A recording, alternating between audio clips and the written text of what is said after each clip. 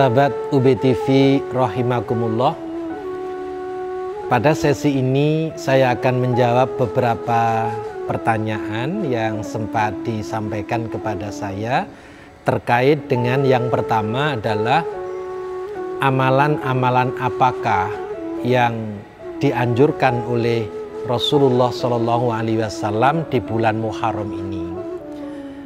Yang kedua, bagaimana cara memperkenalkan atau memasyarakatkan bulan dalam Islam kepada generasi kita agar yang dikenal bukan hanya Januari sampai Desember, tapi mestinya harus mengenal bulan dalam kalender Islam, yaitu mulai bulan Muharram sampai bulan Zulhijjah. Baiklah sahabat UBTV rahimakumullah, saya akan menjawab pertanyaan yang pertama. Amalan-amalan apakah yang seyogianya kita prioritaskan di bulan Muharram? Nah, sesungguhnya kunci untuk meningkatkan kualitas hidup itu ya iman dan amal soleh. Karena itu iman harus terus dilestarikan, dipupuk suburkan dengan amal soleh. Nah, amal soleh itu tidak hanya bersifat ritual, tetapi amal soleh itu harus lebih dominan spiritualnya. Jadi orang ketika sholat, berapa menit orang sholat, yang harus ditingkatkan itu amaliyah sesudah sholat, yaitu terbentuknya karakter yang dibina oleh inna sholata tanha anil fahsya wal munkar. Jadi spiritualitas sholat itulah juga termasuk amal soleh. Jadi amal soleh bukan sekedar ibadah ritual, tetapi ibadah yang bersifat sosial, dan itu harus dimotori dengan spirit. Spirit mengimplementasikan nilai-nilai ritual dalam kehidupan sosial, dan itu mesti bersinggungan dengan karakter. Contoh sholat. Secara ritual sholat itu berakhir dengan salam, tapi makna sholat tidak berhenti di situ. Makna sholat harus diimplementasikan dalam kehidupan sosial, perilaku nyata, yaitu apa? Wujud karakter yang terkendali dari perbuatan keji dan mungkar. Inna sholata tanha anil fahsya wal munkar. Justru itu yang penting. Maka peningkatan amal soleh itu tidak berhenti pada ibadah ritual. Contoh lagi, ketika selesai puasa Ramadan, capaiannya la'allakum tattaqun, tidak lantas berhenti dengan bulan Syawal, tidak lantas satu Syawal terus selesai puasa, tapi nilai-nilai ketakwaan itu diimplementasikan selama 11 bulan. Sehingga 11 bulan itu warnanya warna ketakwaan, dan itu perilaku nyata. Demikian pula Idul Fitri. Idul Fitri tidak hanya satu Syawal. Nilai fitrah itu harus berjalan terus, berkembang terus sampai 11 bulan. Sampai Allah memberikan kesempatan kepada kita untuk bertemu dengan Ramadan tahun depan. Demikian pula haji tidak berhenti dengan tawaf ifadah lantas mendapat haji mabrur gitu. Tapi kemabruran itu justru harus ditunjukkan di tanah air.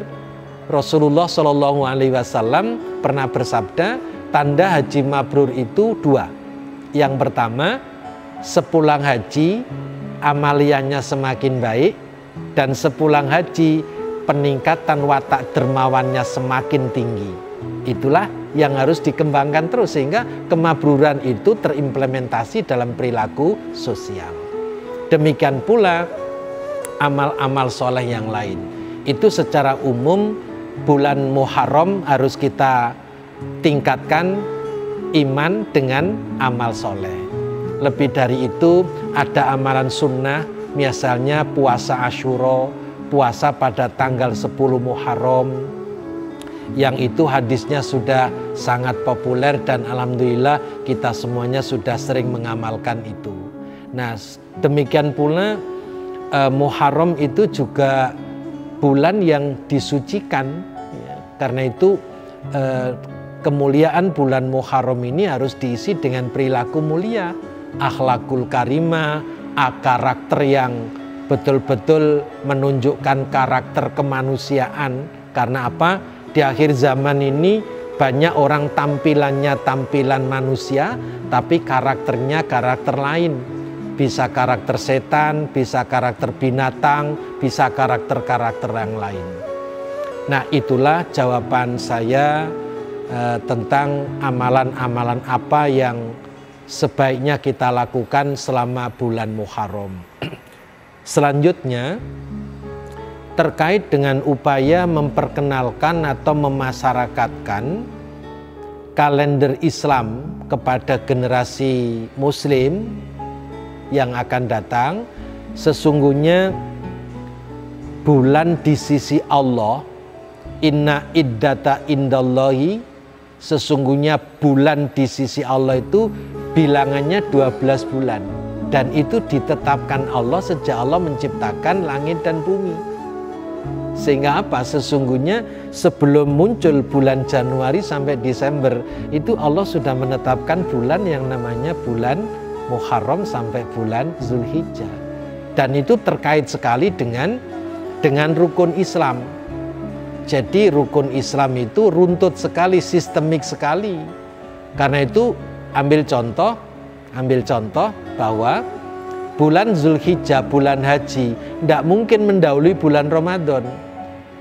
Karena puasa Ramadan dulu rukun Islam yang keempat menghasilkan takwa, dan takwa itu menjadi bekal utama dan pertama untuk menunaikan rukun Islam yang kelima, yaitu ibadah haji.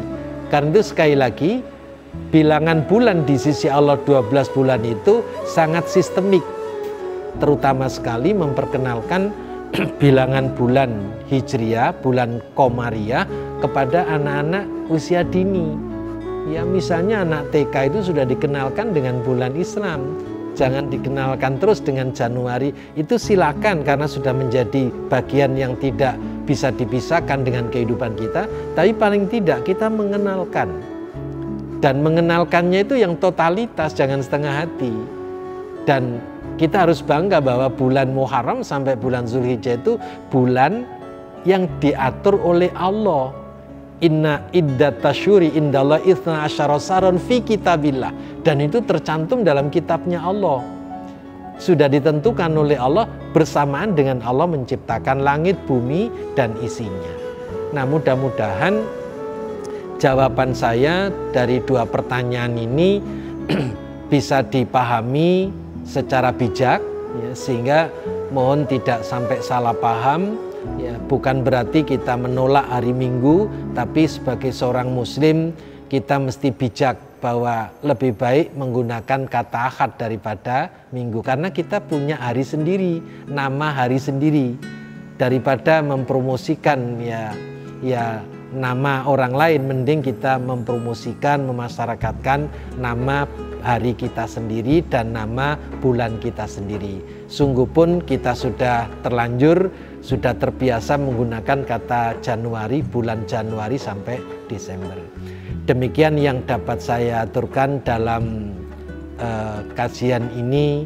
Mudah-mudahan Allah Subhanahu wa Ta'ala memberikan kekuatan lahir dan batin kepada kita sekalian untuk dapat mengisi sisa umur yang dijatahkan Allah kepada kita dengan peningkatan amal soleh, dengan peningkatan perilaku-perilaku yang berakhlakul karimah, dengan peningkatan yang lebih islami, sehingga komitmen kita terhadap ajaran Islam baik secara lahir dan batin bisa kita tunjukkan dengan sebaik-baiknya. Kurang dan lebihnya mohon maaf. Hadanallahu wa iyyakum ajmain. Wassalamualaikum warahmatullahi wabarakatuh.